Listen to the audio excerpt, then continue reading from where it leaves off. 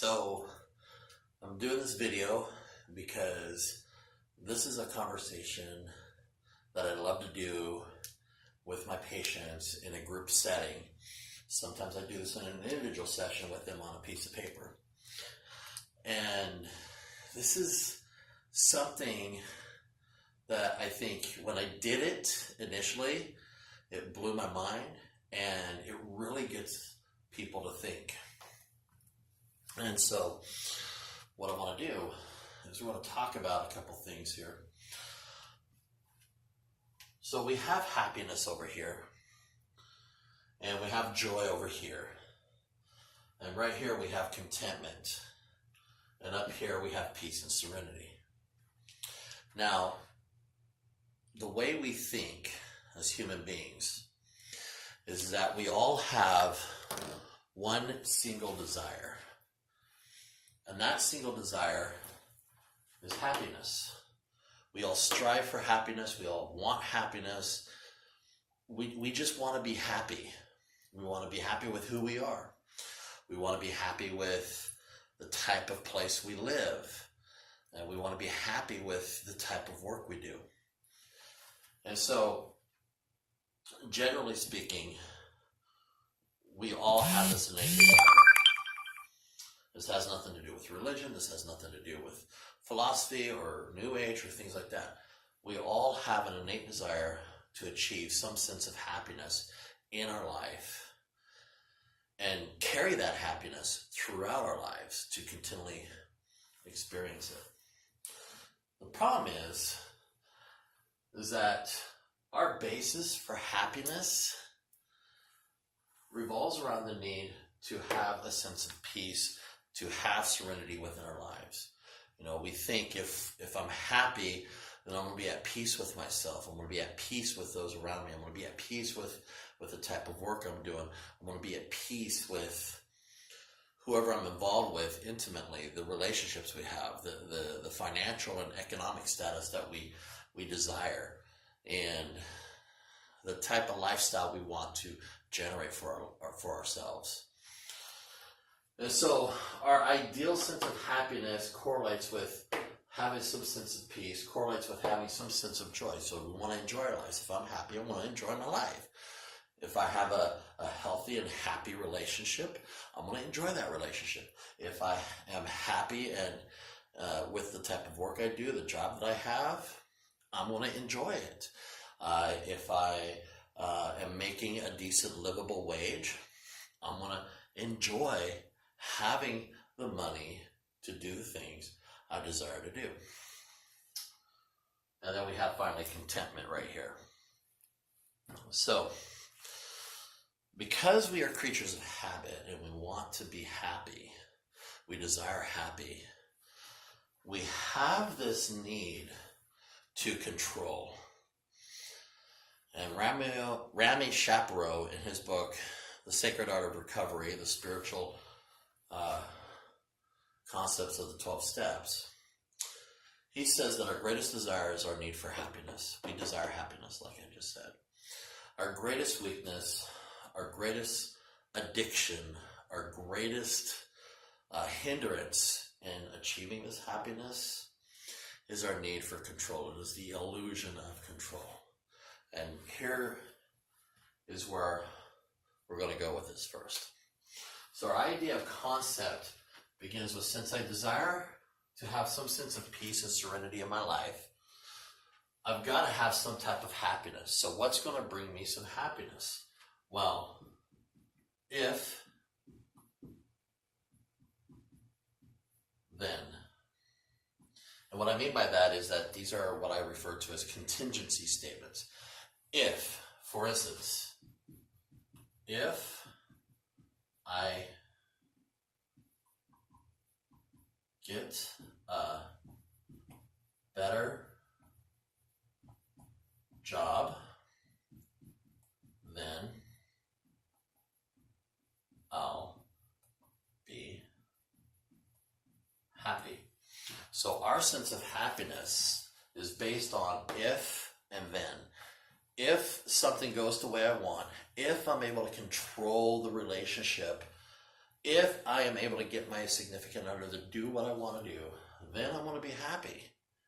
So it is my illusion of control that generates this. It's the external things. Everything has to happen in its perfect order in order for me to experience my sense of happiness. So if I get a better job, then I'll be happy. If I get a better vehicle, then I'll be happy. If I get my kids to listen to me, then I'll be happy. And so these are contingency statements. The problem with this is that, okay, what happens if we do get that better job? For a moment, yes, we're going to have some sense of happiness. For a moment, we're going to have some sense of satisfaction.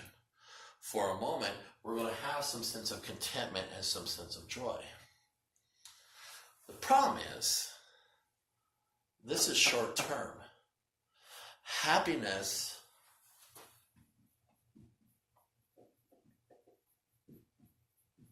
is something that we experience in the moment. It's fleeting.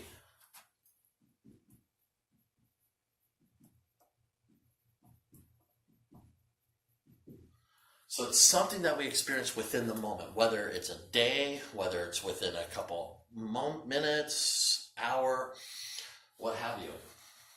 It's short term. There's no longevity to it. Somebody smiles, we're happy, we smile back, and then we go walk down the street, somebody says something that causes us to be offensive, then we're not happy. So these contingencies never lead us through the full circle. That circle never closes. And we get caught up in irrational thought processing. We get caught up in, I've got to, that better job that we wanted and we achieved turns into, I need another better job. I need another car. And so we start chasing after these things that brings us temporary happiness. And we forget to learn how to live. We forget to learn how to enjoy our lives. We forget to learn how to be our authentic self, because everything revolves around I've got to. If, then. And we're never satisfied. We're always hungry. We're always desiring. And we're always chasing. That's dysfunction. And that's insanity. So what do?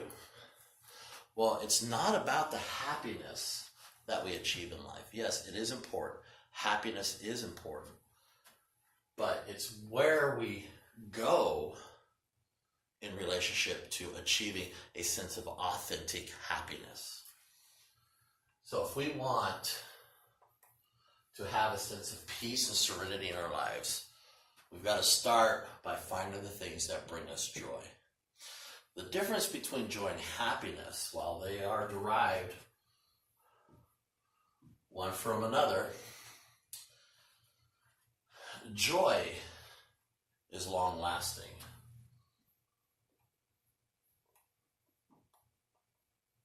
So, for instance, I can have the most miserable day, yet it doesn't diminish my joy of living. I can have the worst argument ever with a spouse, or with a child, or with a coworker. That doesn't diminish my sense of joy of what I do. So the thing is that things that happen in our lives, good or bad, does not diminish our sense of joy. So when we start learning to have a sense of joy, we then can start learning how to experience a sense of contentment.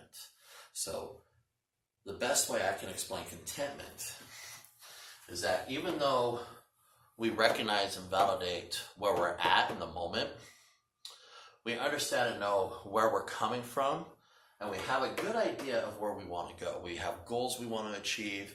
I'm not where I want to be. However, I know I'm consistently growing. I'm consistently challenging myself. I'm consistently doing things that put myself in uncomfortable situations so I can stretch myself. And so it's all about contentment. Being at a place where I'm satisfied with what I have and with what I am capable of doing. So this feeds into generating a true and authentic sense of happiness. Because once I start learning how to experience joy in my life, and I start becoming content with where I'm at in life, then I can start actually having a real genuine sense of happiness. It's not fake, there's no illusion of control. I am living life, I'm experiencing life, and that brings a greater sense of joy. This happiness, authentic happiness, links to establishing peace and serenity, balance. I'm balanced emotionally and mentally. I'm balanced within my relationships because they're healthy. I'm balanced physically and nutritionally because I'm eating healthy. I am exercising. I'm taking care of myself. I'm balanced financially because I'm being responsible. I'm balanced spiritually because I'm living according to my values and beliefs.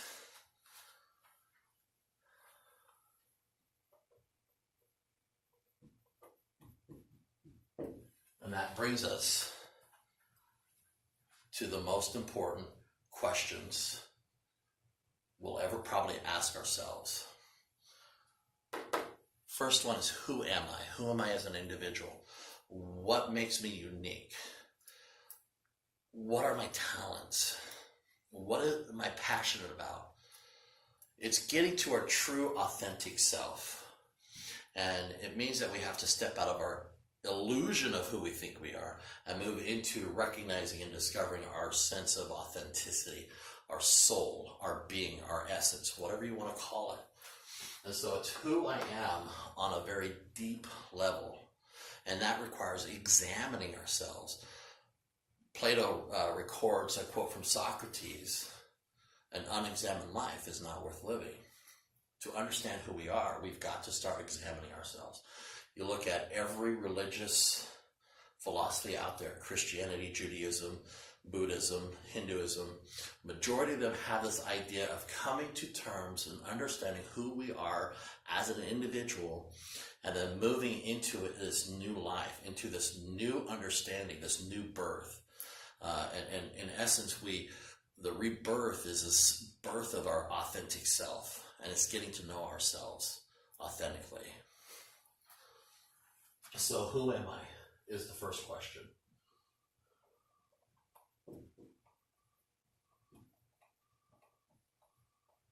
The second question that we wrestle with in this whole context here is, what is my purpose? Once I understand who I am as an individual, now I've got to have purpose. There's got to be meaning behind what I do. Rick Warren came out with a book some years ago called The Purpose-Driven Life. You go to any motivational speeches like John Maxwell, the guy's name's Robbins, I can't think of his first name. They talk about this. They talk about finding your purpose, having a vision. And so it's being on mission. It's having a vision, direction. What is my purpose? What am I meant to do? What is the meaning of my life experiences, and how do I relate to other people, and how do I go forward in moving into my authentic sense of self and sense of being? And then the third one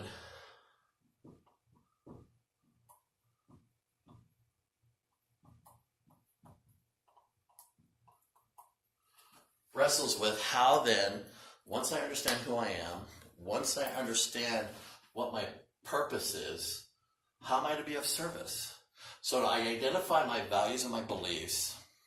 I start aligning to those values and beliefs. I start discovering who I am, and then I start discovering meaning and purpose, and I begin to live within that meaning and that purpose, that defining idea of where I'm going. And then I take that further, and how do I reach out to other people? How do I be of service to my family? How do I be of service to the people that I work with? How do I be of service towards people within my community. What does it mean to be a neighbor? So we focus on our identity, we focus on our purpose and meaning to develop a sense of meaning and purpose, and then we begin to focus on reaching out, to branch out into inspiring other lives, to do things for other people, and not to do things to get something back, but to do things because we want to give back.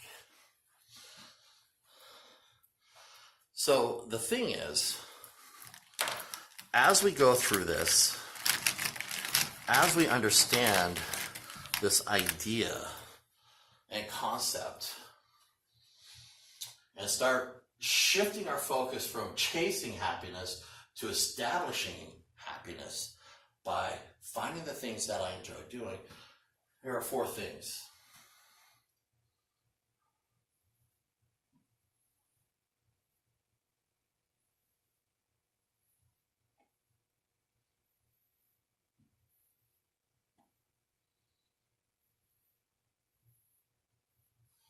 Now, these 4 things are what I refer to, and I let my patients know this. These 4 things are what we call cups. We all have 4 main cups, and we're either drinking from them or pouring out of or filling up. And this isn't about whether the cup is half full or half empty. That's beyond, this is beyond that. And you guys will love this. So the first cup identifies our sense of worth. What am I doing for myself and by myself that gives me a sense of worth? Again, it goes back to identity. Part of our identity, part of understanding who we are, is to define our sense of worth, our value, not only to ourselves, but to other people. And so our sense of worth, what gives me value, what gives me hope, what gives me faith, what drives me, what am I passionate about? And so we do things every single day that provides us and fills us up with a sense of worth. The second cup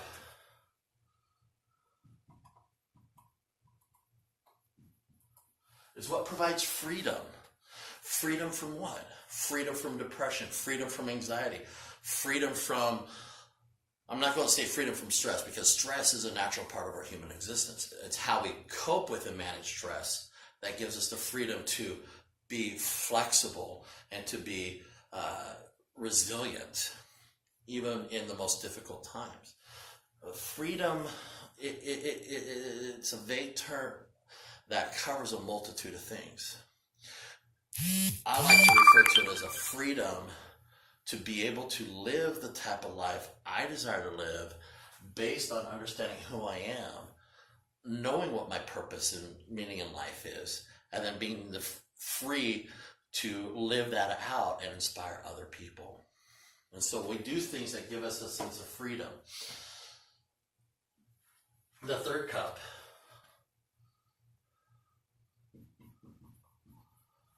is fun. What am I doing for myself? Well, that gives me a sense of fun. What am I doing for leisure? What do I enjoy doing on my off time? People ask when you meet them, so what do you do for fun when you're not working? What do you enjoy doing? And so we have these hobbies that we enjoy doing. And these are healthy activities. Playing basketball, playing soccer, gardening, crocheting, volleyball, fishing, being artistic, writing. A lot of multitude things cover this, having a sense of fun. And really it's all about self-care, taking care of myself, having some downtime, being creative, being productive in life, doing things that I enjoy doing. And finally, the last cup is having a sense of belonging. Now, typically at this point, when I talk about the sense of belonging, most of my patients and most people probably are thinking, okay, having a sense of belonging means having family around, having friends around, people we associated with, and having that sense of belonging. This is different. While those are important, this type of sense of belonging is self-directed. It's by myself, for myself. How do I maintain my cup every single day where I have a sense of belonging? It's not just being around people. It's not just having, a support network around you. Those are important. I'm not invalidating that. But how do I, myself as an individual, garner a sense of belonging each and every day of my life? Because believe it or not, probably one of the most challenging things as human beings is that we may have a lot of people around us, or we may have a small group of people around us, yet we still have problems. We are still suffering. We still have emotional distress because we don't have a sense of belonging. And that then goes back to having a meaning, having a sense of purpose, living intentionally, and doing that. A sense of belonging means just sitting on the park bench on a nice sunny day and just enjoying the sounds of nature. Nobody else is around, or people are walking, and we're in our own little world and just enjoying the moment of what it brings. Going to a show on our own, by ourselves. Yes, it's nice to go to see a show with friends. But if you want to go see the movie, don't wait on people. Go and see the movie. That's where a sense of belonging comes into play. So, we're either causing distress in our lives because we're chasing happiness, and we're allowing people to drink from our cups, or we're pouring from our cups and giving ourselves and giving ourselves and giving ourselves, and it's empty. And we're never content, we're never enjoying ourselves, and we're never achieving a peace of serenity. Or we shift and move in a way that we start establishing joy. And we do that by incorporating those things that we do to maintain each of our cups. And with that, we begin to be content. And then we begin to be happy. And the more we do that, the more joy it brings into our lives. The greater our contentment becomes. The greater our authentic sense of happiness begins. And it goes on and on and on. That, my friends, is how we move into a place of being, of living, of experiencing life, is finding joy. And we do that by fulfilling our cups. We do that by finding out who we are, by understanding our meaning and purpose, and doing what we can to be of service towards other people. Thank you, and have a good night.